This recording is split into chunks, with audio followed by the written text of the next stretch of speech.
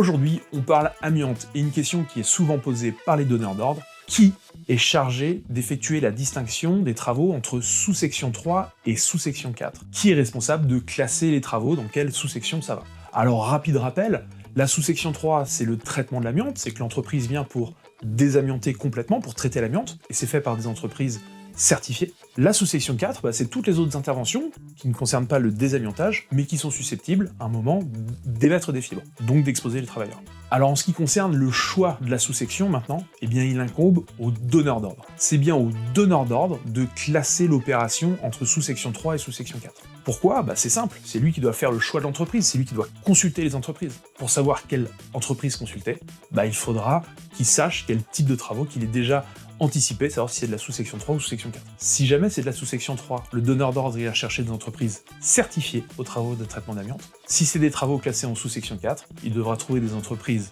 dont le personnel est formé aux interventions ponctuelles sur amiante. Si vous voulez en savoir plus sur le classement en sous-section 3 à sous-section 4, je vous invite à consulter les logigrammes publiés par la Direction Générale du Travail qui vont vous aider à classer sous-section 3, sous-section 4.